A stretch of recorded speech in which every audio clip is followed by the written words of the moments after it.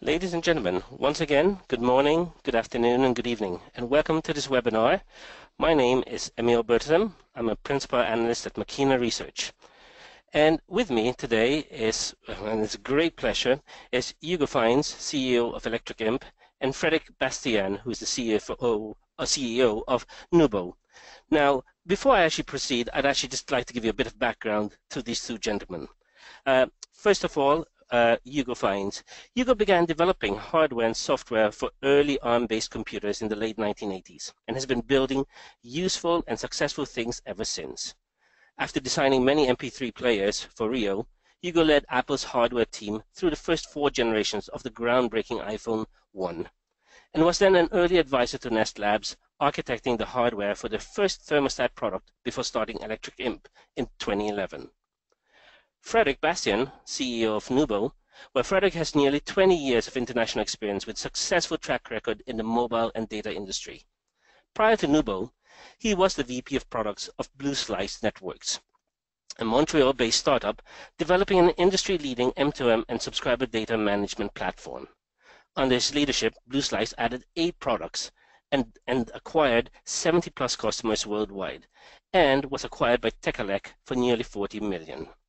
Now, I think one of the things that really excites me about this webinar, and that this webinar will be extremely interesting as well for the audience, is that we'll actually be listening to 2 CEOs and 2 service provider organizations who will not be looking at the market in terms of the opportunities and the possibilities. Yes, they will be, but they'll be looking at it from a very particular perspective, that of actually having delivered real projects with real experience and real learning lessons, and sharing with us some of those myths that exist out there and some of those misconceptions which many enterprises and technology service providers actually believe the market to be led by, guided by, and in fact, reality is somewhat different. But I think without any further ado, what I'd like to start the day with is to look at actually our agenda. So let me just get to it very quickly. What we will be discussing today is, first of all, the state of the IoT industry, the Industrial Internet of Things industry. We will be debunking the top 5 myths of security, IoT data, about relying on a single vendor, about production means ditching your prototype, which it doesn't, and about looking at an IoT solution requiring a minimum investment of 10 million to start up. These are the 5 top myths which we will be looking at in more detail and listening to the words of both Hugo and Frederick. We'll as well be looking in more detail at a customer case study of how, with the experience of both companies, they've actually deployed a solution which is up and running and that's highly scaled at the moment. Now, before I forget, do use this opportunity to ask us questions, to ask both Frederick and Hugo questions at the end of the webinar. This will be done by entering through the question box below. Please tick on that and just answer any questions you may have. We will be addressing them at the end of the webinar. But I think without any further ado, let's get on to some of the content. The market itself is a fragmented market. And Machina Research has been looking at it for many years now, and the IoT market, well, we look at it in terms of 8 connected verticals, everything from business, cars, cities, to health, home, and industry. And within those 8 connected verticals, we see a whole plethora of different types of applications, each one having their own intricate characteristics and attributes, which needs to be addressed by any enterprise or any technology service provider wanting to actually benefit from IoT. Of course, there are drivers behind each of behind any IoT application. This can be costs, this can be operational optimization, new revenue streams, or even just for training and skills enhancement within the organization itself. It's not just the market itself that is so fragmented in terms of applications. If you are an enterprise trying to engage with service providers within the market, even in that side, on the supply side of the market equation, there is a whole host of different players within the different, shall we say, constituent elements of the value chain of an IoT solution. Everything from sensors and devices, to connectivity, to applications, to data and analytics, and even to the enterprise systems themselves. I mean, we've just illustrated some of the examples of the different companies here. We've highlighted as well where, for example, Electric Imp looks at very much the platforms and middleware side, and mnubo provides another element of that important chain of architecture and infrastructure providers who help enterprises manage and achieve their goals within IoT. But I think really what the story is here is that IoT delivers operational improvements through different stages and different models and different maturity cycles. We've always seen M2M and IoT coming from a monitoring and remote control management emphasis, looking at things like how the machine's being used, what is the condition, sending alerts and messages, and in more recent times actually providing capability to actuate sensors remotely, providing diagnostics, and so on. In Machina research terms, this is really looking at the steady state of equipment and machinery. Now, looking forward, we come to the next stage, which is the more compelling and developmental stage in IoT. Really looking at efficiency and productivity and automation coming from those connected devices and those connected sensors through the platforms. We are beginning to see more in terms of the release of predictive maintenance. We're looking more in terms of real-time automation. We're looking at cyber-physical systems, CPS, coming into play here. Really moving the goalposts from looking at the steady state, the past, to looking at the what if and when scenarios and how we can actually address problems before they occur to minimize, for example, operational downtime. There is a next stage, and that's the stage when we look beyond what we call the closed-loop efficiency model. And that is the stage of operational data spaces. From all these connected devices and all these connected machines, we are getting more and more data, which is allowing enterprises and vendors to actually analyze, process, share that data in ecosystems, which are now developing at a rate we haven't seen before. One of the questions we're quite often asked is, so what are some of the applications that you're seeing within the industrial IoT stage? And just really to link it back to the previous slide, we're seeing everything from condition monitoring at the very top of an application, just saying how things are running, to everything from predictive maintenance, supply chain, automated processes. We're seeing power management, security and safety becoming issues. And we're even seeing further on new and very exciting solutions such as digital twins, servitization coming in as applications now, reusing the data that is being captured and processed from those connected devices. I think the message here as well is that when we look at IoT within an enterprise, it's not just operations that we should be looking at. It's operations, it's the maintenance departments, it's the sales and marketing department, it's the product management department. IoT becomes a spread throughout the entire organization and begins to disrupt not just one department or helps them optimize their processes, it helps all departments optimize their efficiency and processes. In August last year, Machina Research actually approached the market in the US, and we actually surveyed, I think it was about 420 different large companies. And we were asking them really to identify what was the state of the industry, how far had people actually adopted IoT. And to our surprise, 38% were actually already using IoT technologies to a certain extent. Another 43% would be addressing those or deploying IoT within the next 2 years. A total of 81% of companies, of enterprises, actually engaged or already about to engage in IoT. That's a fairly substantial comment about where we are on the IoT adoption curve. And finally, and I think most important, it's actually looking at what are some of the concerns of companies and why have they actually held back from actually jumping on the IoT bandwagon. Security has come as a top one, the complexity of integration, the expense of the implementation, data privacy. You can see the results here, and it's very clear that not everybody has become a first mover on early adopter of IoT, and they're still working their way through some of these issues. What I find extremely interesting is that if we look at the 3 top issues, as I identified here, they link very nicely to the 5 of the myths that we will be addressing in this webinar. So I think without any further ado, I think we should move forward and really look at the first myth. And the first myth is security is too hard, costs too much, and nobody would target our product, right? I think I'll hand that one over to Hugo. Hi, everyone.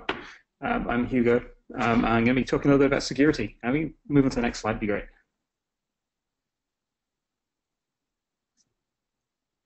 Okay. So security is a very deep topic. I've given various presentations about this in a lot of detail, but at the very, very highest level, one of the things to realize about security is it's really a very complex, nuanced area. Security is really not just about encryption. A lot of people conflate these two things. Security is all about ensuring that there are no gaps in implementation or design anywhere through the security chain, right from the hardware up to the cloud application. To do this, there's many missteps that you can make doing this yourself. As I was saying, security design is very complex. There's a lot of things like you can have great encryption and use it in the wrong way and essentially end up with an insecure system because there was some subtle detail that was missed. So it is something that's very specialized. In secure systems, it's generally the weakest point in any chain is going to be the problem. And that can be anything. It can be about encryption implementation. It can be a lack of secure boot. It can be where your keys are stored, what your root of trust is, for example. And I think one of the things there is that a lot of people think also that, well, no one's going to be interested in hacking my X. That's generally a fallacy. I mean, the Mirai botnet showed actually how much of a fallacy that was. The Mirai botnet denial of service attacks carried out by many thousand IoT devices were actually nothing to do with the fact these were actually mostly cameras doing the attack. No one was interested in what the cameras were pointed at. No one was looking at the pictures. They were just using them as nodes.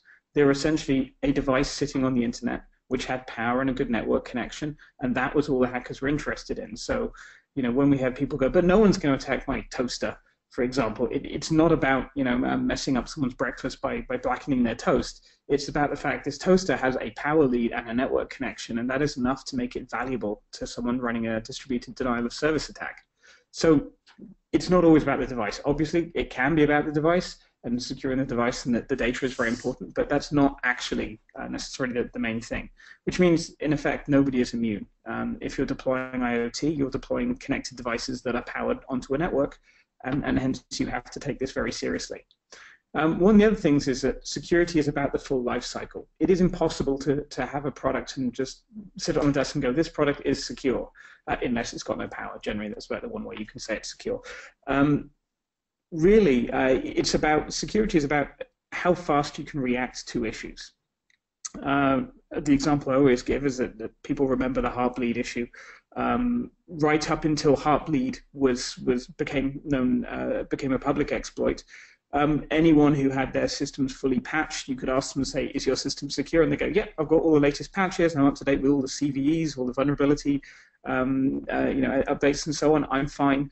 Then Heartbleed came out, and all these people went, oh, I've actually been insecure for the last 18 months and I didn't know. And at that point, it's the speed of patching, how fast you can close this loop. And so, it is not about a point in time. It's not about shipping a secure product.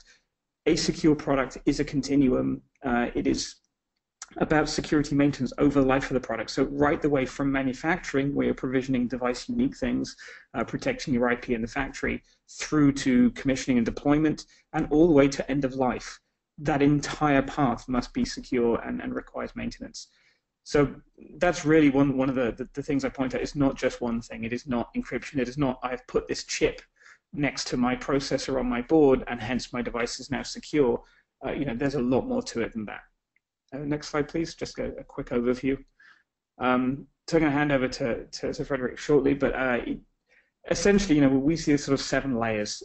It's down to the hardware security, making sure that if an attacker has physical access to a device, they can't get into that and either impersonate the device or remove keys or other secrets from it, which allow them to make replicable attacks on devices they don't have access to. It's about the encryption, data privacy, integrity, and confidentiality. If you can't trust the readings from a sensor, for example, how valuable is that sensor? Manufacturing commissioning is very important as well. Commissioning has to be simple, so it's done right. And trusted manufacture is also important because every device needs to be built. So the manufacturing process is important. Secure communications is obviously there. This is about the standard things that people think of security, which is encryption. Ensuring the cloud is secure, whether it's a public cloud or a private cloud, ensuring the key management is done well and the DevOps practices are applicable. Application integration, making sure that's secure. The cloud-to-cloud integration, when data gets passed into a data cloud, how you authenticate to that cloud, how you ensure that all the edge cases are dealt with neatly. And then, as I sort of hammered on before, full life cycle, how you're managing the security over time. So I shall hand back now after speaking for what seems like a long time. Thanks, Hugo. So as Hugo said, security is really an end-to-end application, and happens at multiple levels. So maybe they won't target your product, but for sure your data is typically interesting to hackers. And when you start consolidating IoT data, you will very often enrich with a lot of, because you would think no one cares about my thermostat going up or down, but if you start enriching that data with contextual information, with CRM information, and so on, then you end up with some very valuable data for hackers. So any IoT implementation, you need to worry about a number of elements to data security. So you need to worry about anonymity, data privacy, encryption, but the most important ones from our perspective are not necessarily the technical aspects. Those can be addressed, but more the business and organizational aspects of data security. So not only who has access to it, who owns that data, how dynamic is it, is it archived, is it stored, how many copies do you have, but also all the regulations. You need to worry about data sovereignty, compliance, and by the way, these things change based on your country, change based on regulations. So your solution and what you put in place as an IoT data architecture needs to kind of be aware of that, need to monitor that. Another big myth we hear in that sector is that, oh, it's safer if I keep my data on premise versus putting it to the cloud. But what we've seen in the past is you basically have all the same issues applying in the same levels of risk, whether you store on premise or on the cloud. Actually, the definition of all your security rules is pretty much the same. You still need to do encryption in stream, at rest, but also in your archives. You're still at risk, whether you're on premise, of someone hacking with bad data in stream. Therefore, having the right anomaly detection to make sure that doesn't happen is quite important as well. So that's great. Thank you very much, Hugo and Frederick. I mean, I think what I'm taking from that is really the importance. Security is not just the technology; it's the balancing of both the technology and the business side. But many times we hear the sentence, "IoT data is just too complex." I mean, getting value, to derive meaning from that is quite challenging. So I think, Frederick, I'll probably ask you to continue on this one. Sure. I mean. Yeah, it's a myth and part reality. I mean, like all data, IoT data is dirty, it's messy, there's lots of variety, different formats, you've got time series that comes with different sets of challenges. So obviously the first step to look at this is to basically model it correctly and provide the right structure for it. Even though these issues happen in all domains and not just in IoT, the applications of data and the outcomes and the business reason you're collecting that data are quite different for IoT. And I always remember a very good blog post from Mixpanel late in 2016 that were explaining in great lengths why they were the kings of application analytics, but didn't want to mess with IoT analytics because of all the other context and the other business needs that they need to derive from it. So if you just move on the animation, thank you. So from our perspective, the biggest issue that leads to thinking that IoT data is complex and that it's tough to get insights out is because people think about analytics as an afterthought. So instead of planning basically data science and what they're going to do with their data from the get-go and from even before their launch and their prototypes, they try to retrofit data analytics after the fact, and that has a huge cost, a huge complexity.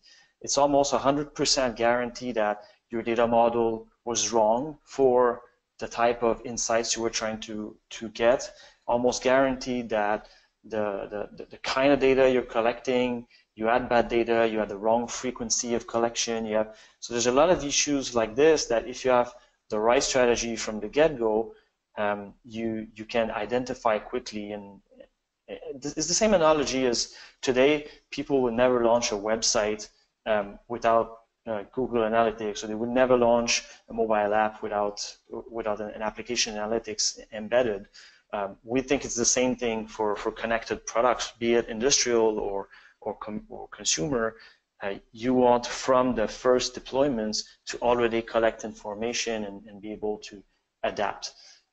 So we have a number of kind of real life examples of that, with example devices that have a battery, and as I guess many of us here have an iPhone, so I think even the best companies can have battery issues. And if you think about your connected product, we have key examples of figuring out 1 year later or 6 months later that you have major battery issues, but you're not collecting the right information and the right periodic information from your battery levels to quickly assess and correct that issue in your new version. So that's one kind of real life example of you can get insights if you've started early enough and are looking at the right tools.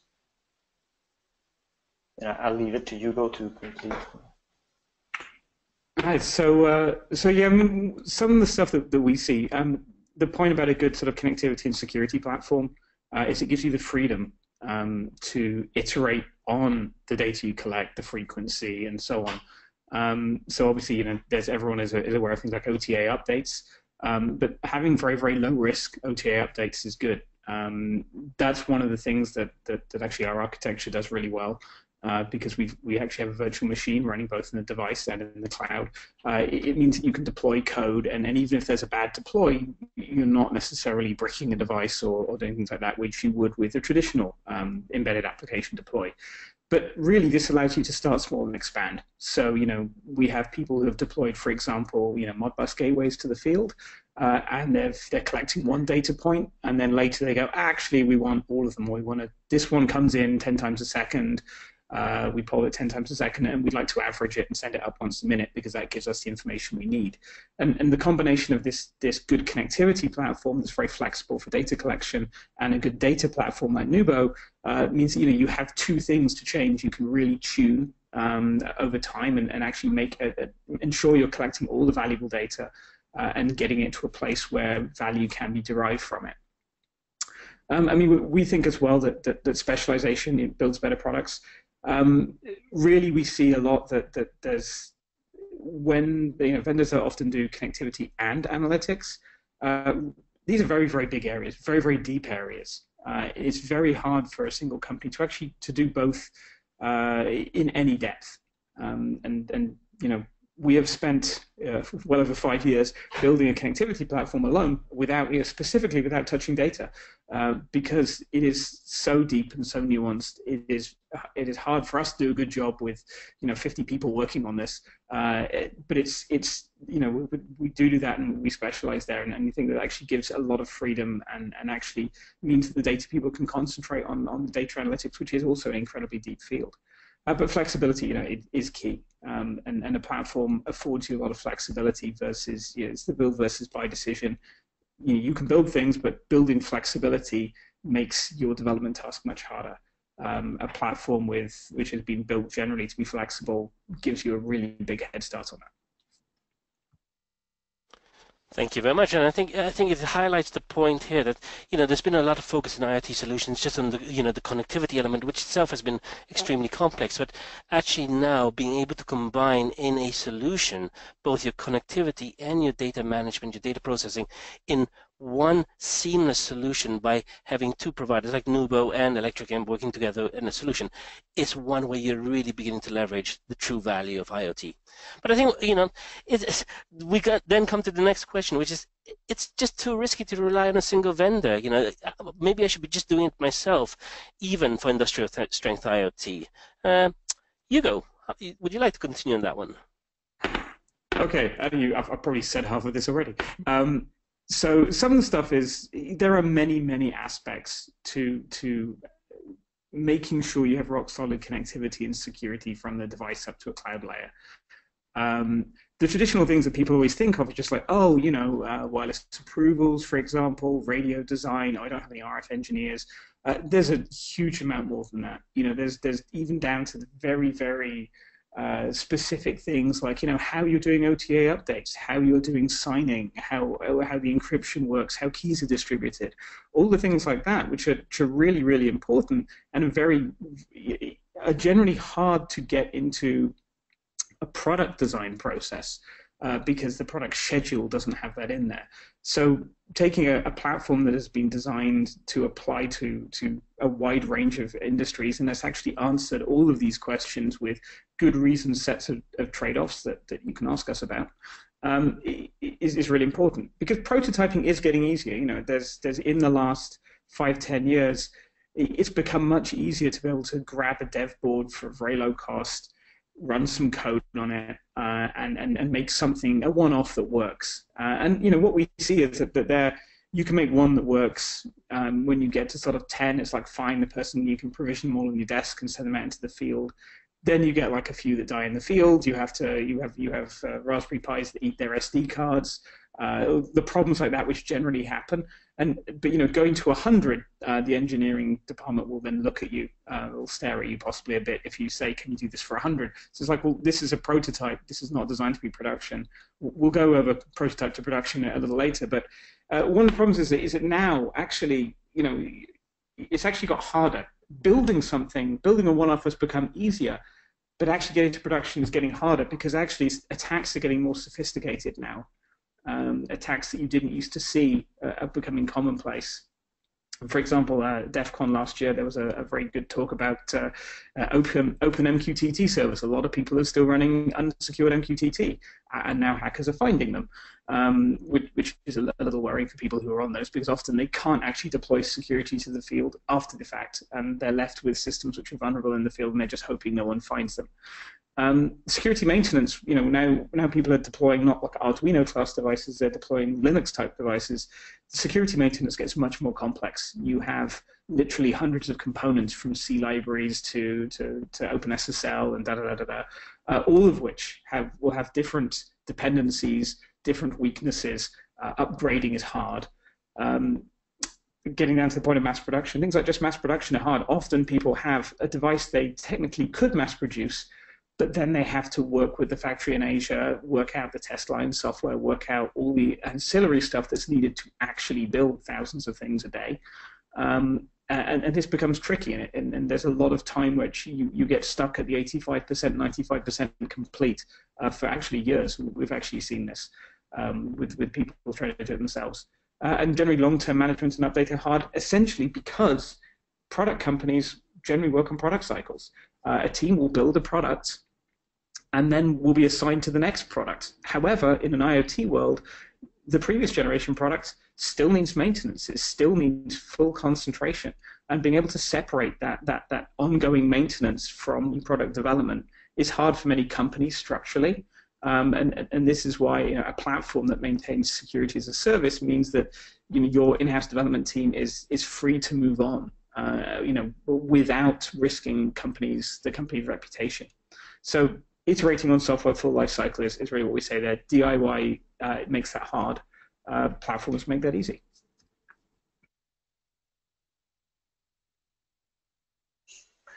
Thanks. So yeah, I think as from our perspective, it's all about speed, right? And it's quite amazing. Out of all the customers we have, those who decide to do it themselves, their connectivity solution versus use a platform like Electric Imp, the timing difference for them to get to production level with the device is quite insane. So in our world, we like to talk about two key things: time to insights. So how fast do you go from I'm collecting raw data to I have an insight that I can use to modify my business and improve my business? And obviously the total cost of ownership. Where do you want to spend your precious dollars? And do you want to spend them on plumbing for data infrastructure, or on the actual science and domain specific exploration? So in our space, build versus buy is very much of a kind of day-to-day concern, especially with all of the tools that seemingly you can just use Redshift or Bigtable or any of those common tools, but that doesn't give you any value out of the box. It basically just gives you 18 months of building pipelines before getting to your insights. Moving to the next slide, Emil. We just wanted to give an example of many different building blocks you need to worry about to get a full, let's say, analytics solution that gives you value. I'll use two examples from the top left. Right, if you look at the ingestion service and ingestion API for your data, that's not just getting a REST server, right? You need to clean up that data. You need to identify outliers. You probably need to do a lot of aggregations, both time-based, but also on various other attributes that you may have in your data, and obviously building the feature vectors for your analysis. So all of these elements are more than just turning on a REST server. Same thing for the enrichers on the top left again. Beyond the connectors to all these external APIs, you need to worry about adapting data models to get that weather data and that traffic data and that CRM data. You need to scale all the queuing and retries to these APIs or these external databases, probably most likely cache the data. If your enrichment is based on geolocation, you have a lot of adaptation of geozones, etc., etc. So just these two elements on the top left are quite an amount of work and don't actually get you to any value yet. You've just ingested data.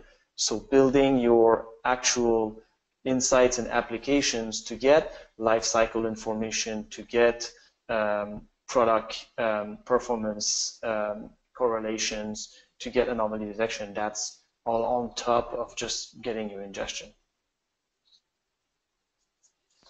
Thank you very much, Frederick. I think, I shared earlier a slide which showed, security as being one of the top concerns in, going into IoT.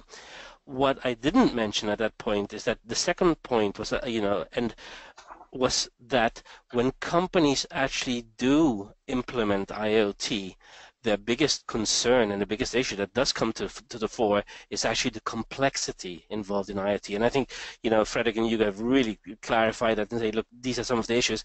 And what enterprises tend to face is that they actually don't have the skills and resources to maybe address some of those issues about, gaining value from the data. That's a whole new ball game for some enterprises. But leaving that aside, let's go to myth number 4. Production means ditching your prototype and starting from scratch. Is that one for you, Frederick? Well, I guess from our perspective, it is. We don't see it as a prototype and then a production, right? From the data standpoint, you're kind of always prototyping, and so the IoT journey from a data standpoint is really at the corporate level, and there's no point you say, I'm done, I'm now data driven, or I'm now done with analytics. So I think from that standpoint, you gotta see your old data strategy as a very cyclic and iterative process. you will prototype several times, but you need to kind of what we say, we need to crawl before you walk, before you run. So start with yes, business items that bring immediate value, like diagnostics of your devices to help your troubleshooting, analytics on the health of your connectivity and your device itself. And then from that prototype, you can move that to production and get back on the workbench for other issues as you progress in your maturity cycle. So moving to improving your real-time operations, and as you get towards running, then you can worry about predictive maintenance and all of the other kind of higher level value from your IoT data.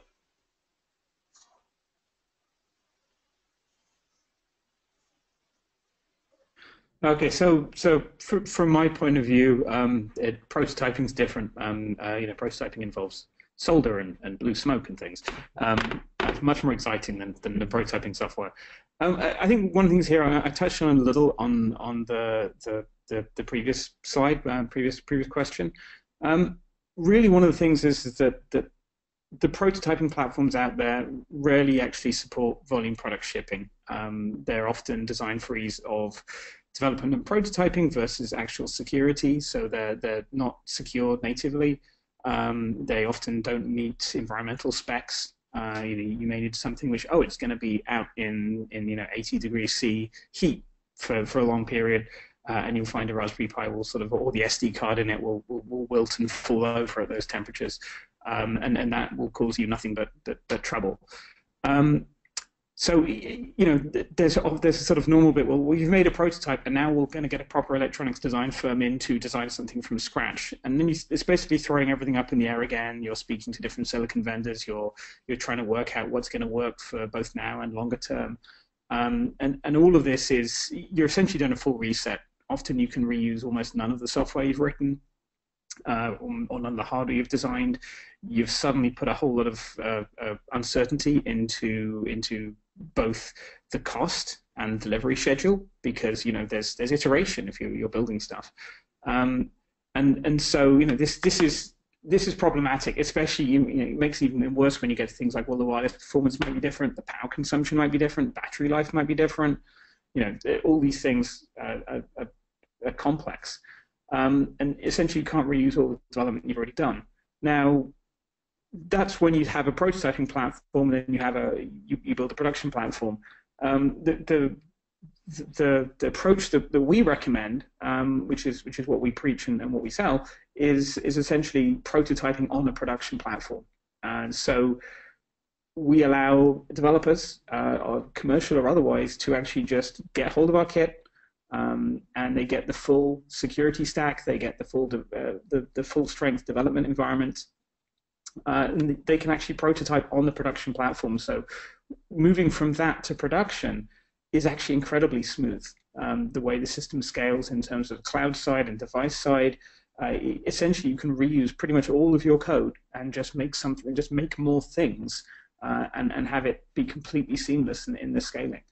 This means you reuse all of the parts you've worked on during prototyping. You have exactly the same security story, and so on, which is very, very liberating, as you can actually experiment a lot and actually still have full confidence that this is the bill of materials. I can tell you when we can prototype. I can tell you when we can reach mass production. And at that point, when you go from prototyping to production, that's the point where you become a commercial customer, and at that point we give you a whole lot of extra tools. We give you the tools needed to do connected manufacturing, so you can actually manage and deploy test software to a factory in Asia, monitor it in real time, from Starbucks if you fancy doing that. You also get all the tools to do bulk deployments, mass OTA updates and monitoring and so on. So it's essentially it gives you the whole lot of stuff, which really reduces time to market, reduces risk, reduces cost, and gives you some consistency, which is really important, especially when moving from prototyping, especially on the first connected products you build, there's a lot of people looking at the project, a lot of people waiting for you to fall over in the development process and point and laugh. Just that happens in companies I've noticed. But really, this is, so making that successful is really important. And as Frederick has noted, the value is in the data. So the more reliably and consistently you can get the data into the cloud and draw value from it, the more successful the project will be. I'm definitely sure, Hugo, that there'll be loads of interest from some of our listeners and the audience in actually prototyping on the production platform. Is probably something they'll come back to and really want to speak to you about. But absolutely great, thanks. Probably myth number 5 is the most interesting for most everybody on the audience. Is, we've always heard IoT solutions requires a minimum investment of 10 million. Is that true or false? Hugo. So I can speak from some experience. It depends what you're doing, to be honest. If you're actually trying to build a platform which is going to apply across multiple product lines, so you're making something general, which I agree is a hard thing to do in a company that's focused on a product. General purpose platforms do cost tens of millions of dollars. We have done it. We have spent tens of millions of dollars on it, and that's actually if you've found and hired the right team. And I was very lucky to have found myself at many product companies in the past, having worked with some amazing people and managed to hire them to build Electric Imp. Finding and hiring the right team is incredibly important. And anyone knows this for any product team. Everyone has been on teams with the right people and teams with not quite the right people, and the right team makes a huge difference. Also, if you're going, okay, we're going to build it from scratch, it's added time to market.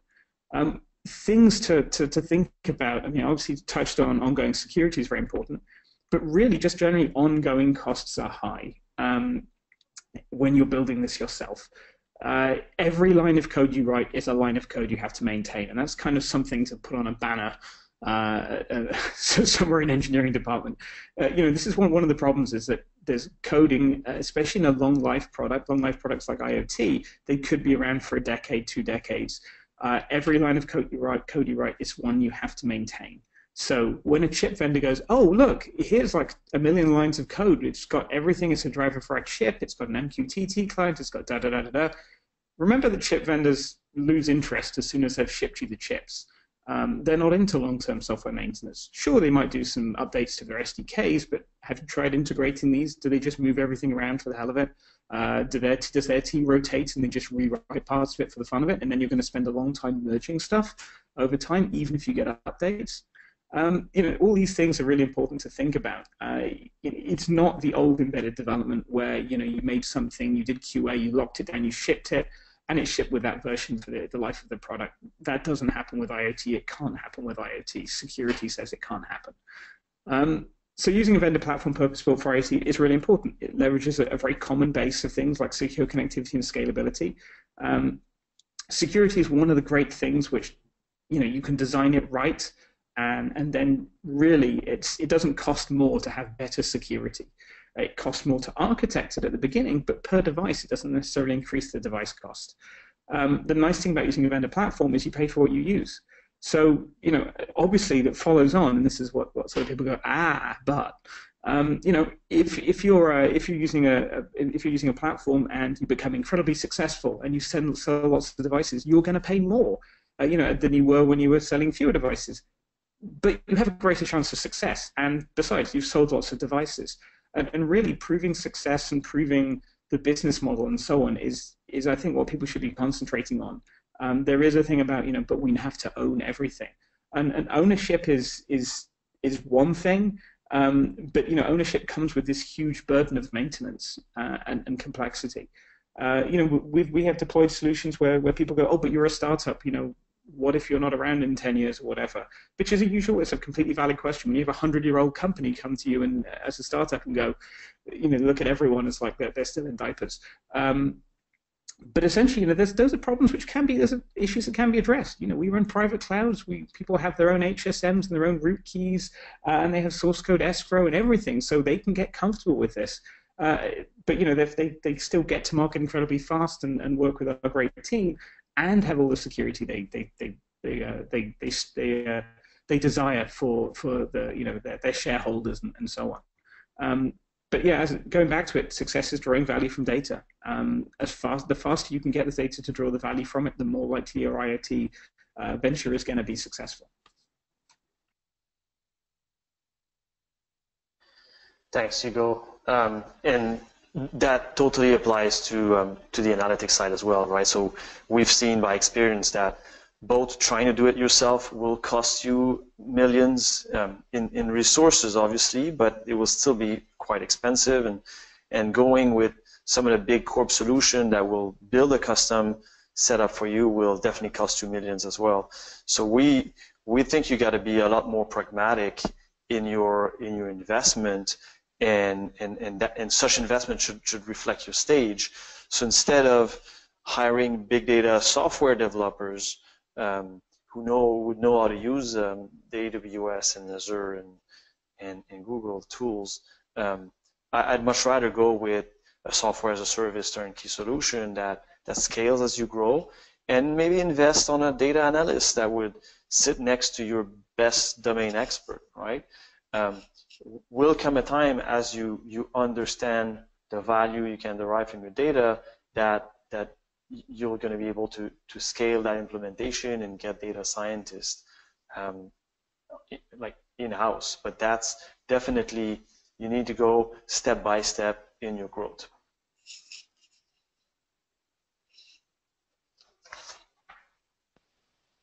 I think Frederick and Hugo, I think we've come to the point now, we've talked about a number of the myths and so on, but I think it'd be really good to get into case study. So I'll hand this back to yourselves. Sure. I mean, maybe I can say a few things, and Hugo, you can continue after. But yeah, with this deployment. This deployment happened back in 2015, and it's a joint use case where we work with Electric Imp very closely, and this client in itself has had a number of very rapid iterations when it comes to what data they collect and what they do with it, and that's really thanks to the implementation and the flexibility of the Imp platform. Some of the key values they got and are getting from there is huge product improvement feedback, right? So this was already, as Hugo would talk about, a second, third product in a line of different devices, and now they got to a point where they can truly change their business model, right, and focus on things like replenishment of beers in your fridge. We've even seen them now going to market with happy hour as a service for enterprises. So like truly moving beyond selling a physical product and using the data to drive a new business model. I know, Hugo, if you want to add anything to that. Yeah, I mean, there's for us, obviously we came to more the connectivity part. So this product was built by a company called Buzz for Budweiser and Bud Light. It wasn't the first product they did on our platform. This was like the third plus product they did on our platform. They'd done the Budweiser Hockey Light before, which was a very low latency battery powered device for sports fans. It sold to a lot of Canadians. So obviously, I'm sure mnubo have got one in their office. Of course. But essentially, this is a product, and it did a real-time monitoring of the number of beers in the fridge. They can tell what temperature the people like their beers at. You could even send voice messages down to the fridge. The fridge would also tell you when your favorite team scored. But they could start doing a lot of analytics on things like, well, you support the Maple Leafs when they play and win. Do you drink more beer than when you play and lose? But to be able to build this product as quickly as they did, essentially, this Buzz works on the design. They work with a CM in China, but they didn't have to think about connectivity. They were thinking completely on an application layer because they've used us for years. Even by 2015, they shipped their first product with us in 2013. They understood how it worked. They're very, very productive on the platform, and could just actually think about features without thinking about all of the details. And this was incredibly powerful for them. It let them to deliver something much faster and at lower cost than otherwise. And these devices are in the field just as the red lights have been. Electric Imp is responsible for maintaining the OS and the security, and they're just responsible for their application. And that split works so well because it allows product companies to really work and iterate on products and product value and data value, whereas we do the I won't say thankless maintenance, but we do the behind-the-scenes maintenance that ensures all these devices stay online and stay secure. And that's a great division of responsibility, and that works really well. And from that, they can then iterate on the services they're producing on top of this data, which is really great. That's been really great, Hugo and Frederick. Thank you very much. I think we've got a couple of minutes left to actually answer some of the questions. And there've been actually let me just have a quick look because there've been loads of questions coming in while people have been speaking. Just a quick answer to a general question. Yes, copies of the slides will be available either via mnubo or Electric Imp. But I think a more interesting question that has come in is actually, which market areas do you see traction or development in? Hugo or Frederick? You want to go, Frederick? Go ahead, and I'll add my items. I mean, for us, we see a lot of, there's IoT as traditionally people have been thinking about consumer a lot because there's obviously a lot of hype on consumer. Consumer is still a valid market and so on. And one of the things about consumer, though, is that there's less corporate value. The corporate value and cost savings and so on are generally easier to see and easier to bank on in commercial industrial. And so, we've seen people like Pitney Bowes using us for connecting mailing machines, very much an office application, but widespread across, many tens of thousands, hundreds of thousands of locations, and very, very similar issues to what you see in consumer IoT in terms of network compatibility and ease of installation and so on. But, we do see a lot of stuff in IIoT. As members of the IIC, we're very much into that, and we provide a testbed platform, for example, there. But one of the things there is that there are people who have often actually fairly simple data needs at the beginning. They just need to liberate the data and get it safely and securely to the cloud. And that type of use case is a very fast-moving one because it's a real brownfield setup. It's very, very easy to get instant value by getting data securely from a machine to the cloud, and then iterate on that. It's not like we'll have a multi-year IoT project. It's just we will start with this, and there's a machine we don't know what it's going on with. We'll start looking at this data, putting this data in and analyzing it, and all of a sudden then everything blossoms from there. But you can prove a use case really fast with applications like that.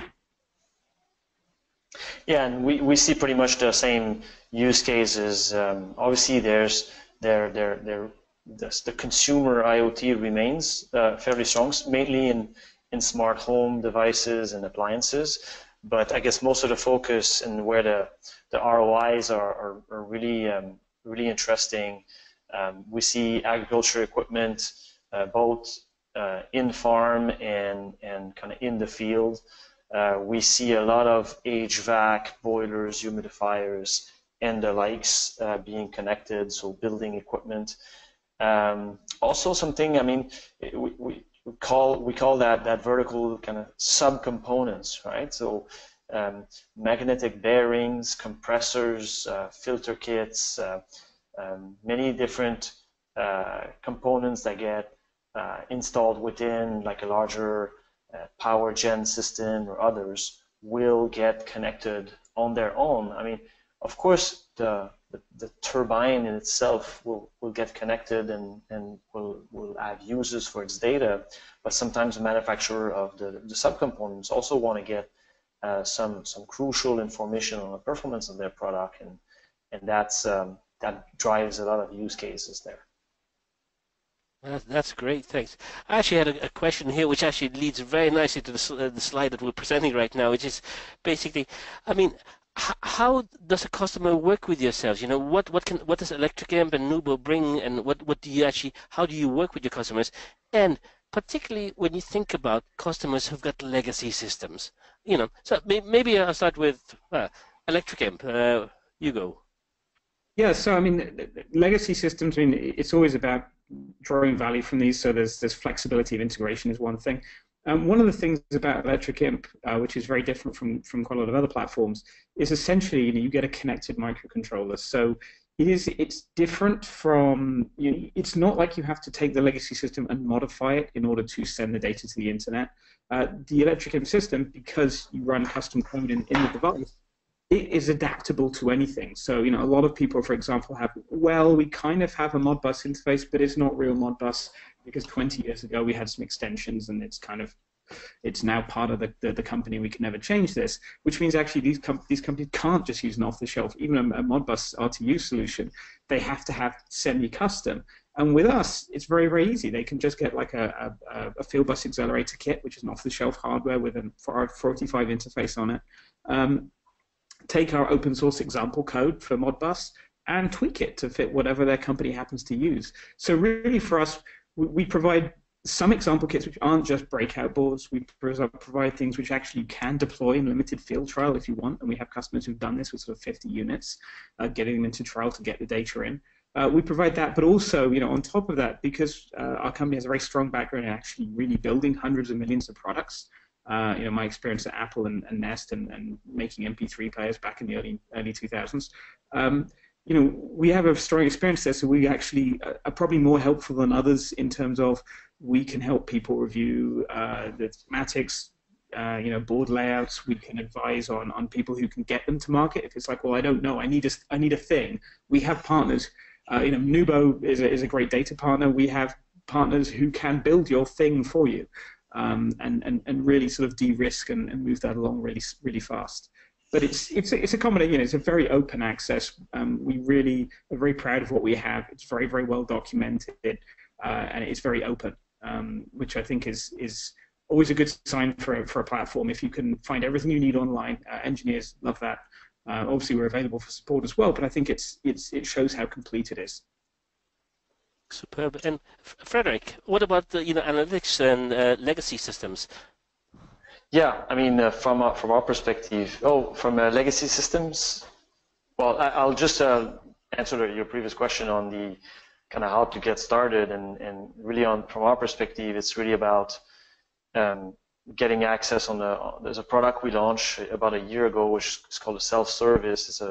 It's a sandbox for makers and manufacturers, and from that area, they can obviously get a number of SDKs, among which we have an agent that runs on the Electric Imp cloud, so can basically off-the-shelf collect data from your Imp device, and then you're on to our tools to model your data and get insights kind of out of the box. So in the industrial edition, you're going to get condition monitoring and install base analysis and feature tracking and so on, kind of right out of the box. Many clients will also want to just get started with historic data, so you obviously can import the historic data as part of the sandbox. So your second question was kind of how to integrate to legacy systems, right? And we look at that from a I guess we see legacy systems as let's say external systems that are in place and have data, and so you're going to have two cases of integration. Either you want that data to be completely imported, which is rarely the case, but that still can be done. But more frequently, you will want some specific elements of those legacy systems to be used to enrich your streaming flow of information coming from the IoT device. And this is where the enricher modules will be quite useful. That's superb. I think we've heard in the last hour a really concise argument and presentation of how the 5 myths of security, the issues of security, IoT data, prototyping, investments, and of course the single vendor issues, how those have been literally debunked by Hugo and by Frederick, which I think has been absolutely great, sharing your experience in the market and so on. I think we're at the top of the hour, and there's still a number of questions. We will be answering those in emails to yourselves and so on, or do please get in touch with either Electric Imp or mnubo. But I think what's left for me to say is thank you very much, Hugo and Frederick, for some really great insights. Thank you. Thank you everyone for joining. Thanks, Emil. You're welcome.